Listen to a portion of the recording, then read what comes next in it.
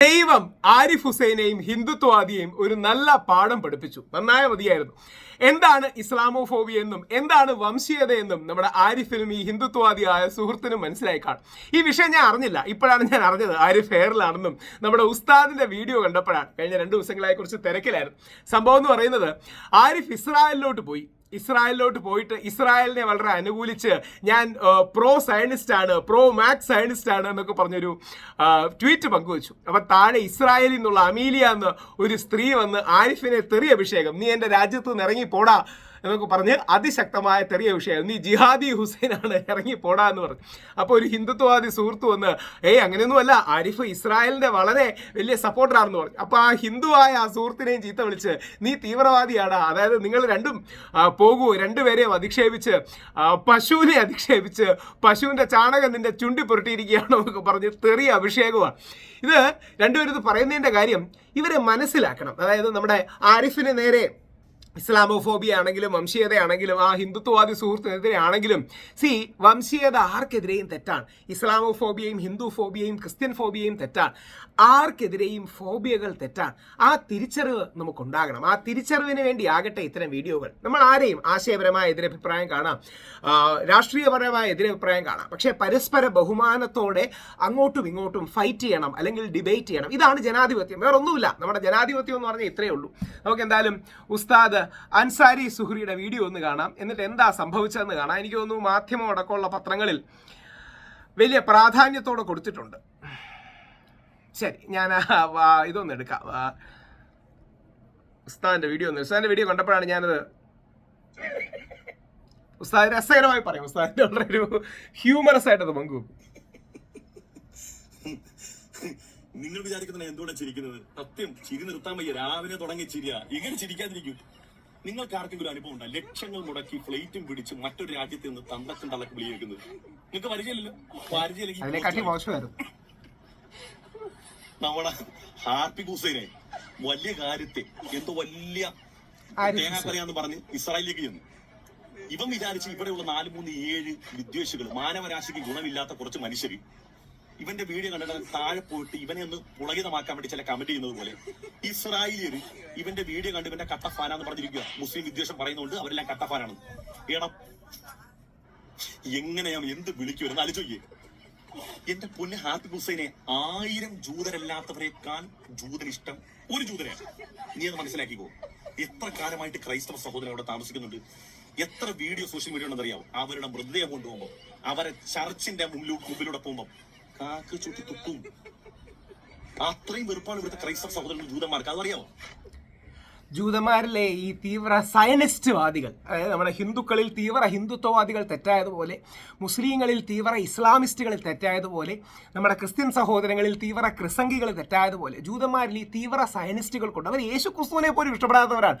യേശു ക്രിസ്തുവിനെ പോലും അധിക്ഷേപിക്കുകയും അപമാനിക്കുകയും അമ്മ മേരിയെ അധിക്ഷേപിക്കുകയും അപമാനിക്കുകയും. അതായത് യേശു ക്രിസ്തു ജൂതനാണ്. ലോക ചരിത്രത്തിലെ ഏറ്റവും വലിയ ജൂതനും ഏറ്റവും വലിയ മനുഷ്യനുമാണ് യേശു ക്രിസ്തു. ആ യേശു ക്രിസ്തുവിനെ അധിക്ഷേപിക്കുകയും അപമാനിക്കുകയും ചെയ്യുന്ന തീവ്ര സയനിസ്റ്റുകളുണ്ട് അവിടെ.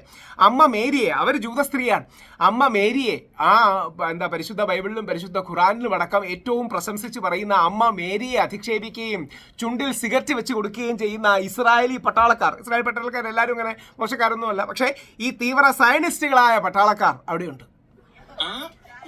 അവരോട് ചേർന്ന് നിൽക്കുന്ന, അല്ലെങ്കിൽ അവരോട് കുറച്ചൊക്കെ താതാമ്യമുള്ള ക്രൈസ്തവരോട് പോലും അവരുടെ വെറുപ്പിത്രയാണെങ്കിൽ, എടാ ഈ മുസ്ലിം പേരും വെച്ചുകൊണ്ട് ചെല്ലുന്ന നിന്നെ അവർ ചുരുട്ടിക്കൂട്ടി എറിയത്തില്ല. മന്ദബുദ്ധി, അത് മനസ്സിലാക്കണ്ടേ? ഇവരിങ്ങനെ ഈ നാട്ടില കുറച്ച് സംഖ്യകൾ ഇവരെ ഇങ്ങനെ പ്രോത്സാഹിപ്പിക്കുന്നത് പോയത് കണ്ടപ്പോ വിചാരിച്ചു അവിടെ ചെല്ലുമ്പോ എയർപോർട്ടിൽ നിന്ന് ജൂതന്മാർ വന്നിട്ട് മാലയിട്ടിട്ട് സ്വീകരിക്കുന്നു വിചാരിച്ചിരുന്നയാ. പോളാ ജിഹാദി എടുത്തോണ്ട് പോളാന്ന് പറഞ്ഞ് കണ്ടം വഴി ഓടിച്ചു, തന്തക്കും തള്ളൊക്കെ ഓടിച്ചിട്ടുണ്ട് കമന്റ് ബോക്സിൽ. ഇതിനകത്ത് ഏറ്റവും വലിയ രസം പറയും, ഈ നിർഗുണം വിചാരിച്ചതേ, ഇവൻ എന്റെ പ്രിയപ്പെട്ട ഇസ്രായേൽ, എന്റെ പ്രിയപ്പെട്ട ജൂതൻ, മുത്താണ്, തങ്കമാണ്, തങ്കമണിയാണ്, കരളിന്റെ കാതലാണെന്നൊക്കെ പറഞ്ഞ് ഇവനങ്ങോട്ട് ചെന്ന ഉടനെ അവര് കൈവെള്ളയെ വെച്ച് പാലും തേനും ഒക്കെ കൊടുക്കുന്ന വിചാരിച്ച ഇവന്റെ പേര് ആരിഫ് ഹുസൈൻ എന്നുള്ള കാര്യം മിനിമം അതെങ്കിലും ഈ മന്ദബുദ്ധി മനസ്സിലാക്കണ്ടേ. അവര് പറഞ്ഞ പോടാ കള്ള ജിഹാദി എന്ന് പറഞ്ഞു, പോടാ കണ്ടമണി എന്ന് പറഞ്ഞു. വല്ല കാര്യമുണ്ടാ? ഇങ്ങനെ നാണം കെട്ട് നീ ജീവിക്കല്ലോ. തമാശ പറഞ്ഞില്ല, ഇതിനേക്കാൾ വലിയ നാണക്കേട്. അപ്പൊ എന്റെ കാര്യം എന്ന് പറഞ്ഞാൽ ഇസ്ലാമോഫോബിയയുടെ അപകടങ്ങളാണ്. അതായത് ഇതിലെ ഏറ്റവും വലിയ കൗതുകം, ഞാൻ ആ ട്വീറ്റും കാര്യങ്ങളും എടുത്തിട്ടുണ്ട്. ഇതിൽ ഏറ്റവും വലിയ കൗതുകം, ആരിഫ് വലിയ കാര്യത്തിൽ മേരെ പ്യാരെ ഇസ്രായേലി ദേശവാസിയോ ഇസ്രായേൽ ചായ് the people of Israel live. ഞാൻ പ്രോ പാലസ്റ്റീൻ പ്രൊപ്പഗാൻഡ തകർക്കാനും ഇസ്രായേലിൻ്റെ രാഷ്ട്രമെന്ന നിലയിൽ എക്സിസ്റ്റ് ചെയ്യാനുള്ള അവകാശത്തെ ഡിഫെൻഡ് ചെയ്യാനും ഒക്കെയാണ് വരുന്നതെന്ന് പറഞ്ഞു. അതിൻ്റെ ഒന്നും ആവശ്യം ഇസ്രായേലിനുണ്ടെന്നല്ല, പക്ഷേ അതൊരു പൊസിഷനാണ്. ആരിഫ് ആ പൊസിഷൻ എടുക്കുന്ന ആളാണ്. കേരളത്തിൽ ഒരു ഇസ്രായേലിൻ്റെ മീറ്റിംഗ് ഉണ്ടായിരുന്നു. ഞാനാണ് ആരിഫിനെ അതിലേക്ക് ക്ഷണിച്ചത്. ഒരുപാട് പേരെ അങ്ങനെ വിളിക്കുകയുണ്ടായി. എൻ്റെ പ്രശ്നം എന്ന് പറഞ്ഞാൽ എങ്ങനെങ്കിലും ഒരു സമാധാനം ഉണ്ടാകണം എന്ന് ആഗ്രഹിക്കുന്ന ഒരു വ്യക്തിയാണ് ഞാൻ. ഇസ്രായേലി അല്ലെങ്കിൽ അവിടുത്തെ ഒരു കൗൺസിൽ ജനറലോടൊപ്പം നമ്മൾ സംസാരിക്കുകയും ആത്യന്തികമായി ജൂതന്മാരും അറബികളും അല്ലെങ്കിൽ അവിടുത്തെ ജൂതന്മാരും മുസ്ലിങ്ങളും സഹോദരങ്ങളാണ്, എബ്രഹാമിൻ്റെ സന്തതികളാണ്. ജൂതന്മാരും ക്രിസ്ത്യാനികളും മുസ്ലിങ്ങളും എബ്രഹാമിൻ്റെ സന്തതികളാണെന്നുള്ള തിരിച്ചറിവിൽ പരസ്പരം സമവായവും സാഹോദര്യവും ഒക്കെ വേണം. എങ്ങനെങ്കിലും നമുക്കൊരു കൺസെൻസസ് ഉണ്ടാക്കണം. ഒരുപക്ഷെ ആ കൺസെൻസസ് ഉണ്ടാക്കാൻ ഏറ്റവും കഴിയുന്നത് ഹിന്ദു ഭൂരിപക്ഷ പ്രദേശമായ ഇന്ത്യക്ക് കൂടിയായിരിക്കും. കാര്യം വേറൊന്നും കൊണ്ടല്ല, നമ്മളതിൽ പാർട്ടിയല്ല, നമ്മൾ വെളിയിൽ നിൽക്കുന്നവരാണ്. അപ്പോൾ ജൂത ക്രിസ്ത്യൻ മുസ്ലിം സാഹോദര്യം ലോകത്തിന് അത്യാവശ്യമാണ്. പല പ്രശ്നങ്ങളും നടക്കുന്നത് ഈ സാഹോദര്യം ഇല്ലാത്തതുകൊണ്ടാണ്. എബ്രഹാമിൻ്റെ മക്കളാണ് ജൂതന്മാരും ക്രിസ്ത്യാനികളും മുസ്ലിങ്ങളും എന്ന് പരസ്പരം അംഗീകരിച്ചാൽ ഇപ്പം ലെബനനിൽ ലെബനനിലെ തീവ്ര വലതുപക്ഷത്തിൻ്റെ ബെൻ ഗിവിർ പറഞ്ഞത് ഒരു ഇസ്രായേലി അമ്മ കരഞ്ഞാൽ 1000 ലെബനീസ് അമ്മമാർ കരയണമെന്നാണ്. All of Lebanon must burn, ലെബനനെ ഇല്ലാതാക്കണം എന്ന് വരെ പറഞ്ഞിട്ടുണ്ട്. ഇത്തരം തീവ്രവാദികൾ അല്ലെങ്കിൽ തീവ്ര സ്വരക്കാർ വിട്ടിരിക്കുന്നുണ്ട്. അത് തെറ്റാണ്. ഏത് മന്ത്രിയാണെങ്കിലും വലതുപക്ഷമാകാം ഇടതുപക്ഷമാകാം, പക്ഷേ തീവ്ര ഇടതുപോലെ തീവ്ര വലത് അപകടമാണ്. അപ്പോൾ സയനിസ്റ്റ് പ്രോമാക്സ്, അതായത് സയനിസ്റ്റ്, ഇസ്രായേലിലെ എല്ലാവരും പോലും സയനിസ്റ്റുകളല്ല, അതായത് ഹിന്ദുത്വവാദം പോലൊരു ആശയമാണ് സയനിസം. അപ്പോൾ ഈ സയനിസ്റ്റ് പ്രോമാക്സ് ആയ ആരിഫ് ഹുസൈന് പോലും ഹുസൈൻ എന്ന പേരുള്ളതുകൊണ്ട് ഈ ചീത്ത കേട്ടാൽ ഇതാണ് പ്രശ്നമെങ്കിൽ എത്രമാത്രമാണ് അതിൻ്റെ അപകടമെന്ന് ആലോചിച്ച് നോക്കണം. ഇനി അടുത്തൊരു കൗതുകമുണ്ട്. അതായത് ഈ കാര്യമായിട്ട് ഇത്രയും മെസ്സേജ് എഴുതിയപ്പോൾ താഴെ ഒരു ഹിന്ദുത്വവാദി ഉണ്ടായിരുന്നു. ഹിന്ദുത്വവാദി ആ ട്വീറ്റ് ഡിലീറ്റ് ചെയ്ത് ഓടി. അതായത് അമീലിയ എന്ന പേരുള്ള ഈ വനിതയാണ് അതിരൂക്ഷമായി, അമീലിയ എന്നാണ് ഇവരുടെ പേര്, അമീലിയ എന്നുള്ള ഈ വനിതയാണ് രൂക്ഷമായി ചെയ്തത്. ചിലപ്പോൾ ഇസ്രായേലിൽ തന്നെയുള്ള ആരുടെയെങ്കിലും ഒരു ഫേക്ക് അക്കൗണ്ട് ആയിരിക്കാം.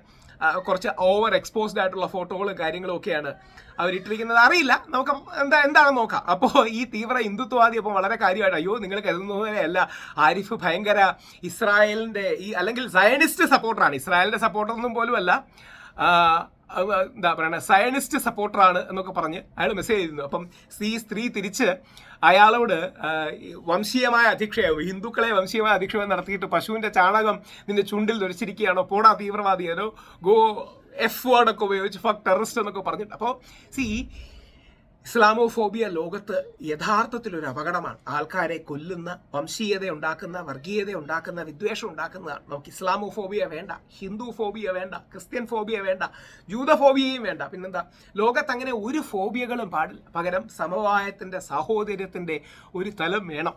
ഇപ്പോൾ ഹിന്ദുത്വവാദി ഇപ്പം ട്വീറ്റൊക്കെ ഡിലീറ്റ് ചെയ്ത് പുള്ളി ഓടി, പക്ഷേ ഞാൻ ട്വീറ്റിൻ്റെ സ്ക്രീൻഷോട്ടൊക്കെ എടുത്ത് വെച്ചിട്ടുണ്ട്. അപ്പോൾ അവർക്ക് മനസ്സിലായി കാണും, ഈ തീവ്രത ഒരിക്കലും ഒരു ഗുണവും ഇല്ലാത്ത കാര്യമാണ് തീവ്രത. പകരം തന്മയുടെ, സാഹോദര്യത്തിൻ്റെ, സ്നേഹത്തിൻ്റെ ഭാഷകൾ വേണം. അത് എല്ലാ നാട്ടിലും ഉണ്ട്, എല്ലാ സ്ഥലങ്ങളിലും ഉണ്ട്. ആ സ്ഥലങ്ങളിലുള്ളതിൻ്റെ ഏറ്റവും വലിയ തെളിവാണ് ഇസ്രായേലിലെ തീവ്ര വലതുപക്ഷക്കാരനായ മന്ത്രി ലെബനൻ മുഴുവൻ ഇല്ലാതാകണമെന്ന് പറഞ്ഞപ്പോൾ അവിടുത്തെ റാബൈമാരുടെ, ജൂതന്മാരുടെ മൗലവിമാർ അല്ലെങ്കിൽ പള്ളിയിലച്ചന്മാരെന്ന് പറയുന്നതാണ് റാബൈ. ആ റാബൈസ് പറയുന്നുണ്ട്, നിങ്ങൾ ജൂത മൂല്യങ്ങൾക്കെതിരെയാണ് സംസാരിക്കുന്നത്, നിങ്ങൾ ജൂതൻ്റെ പേര് രാഷ്ട്രീയം കളിക്കുക, രാഷ്ട്രീയം മതത്തെ ഇല്ലാതാക്കുകയാണ്, ദുഷിപ്പിക്കുകയാണ് എന്ന തിരിച്ചറിവ് നമുക്കുണ്ടാകട്ടെ.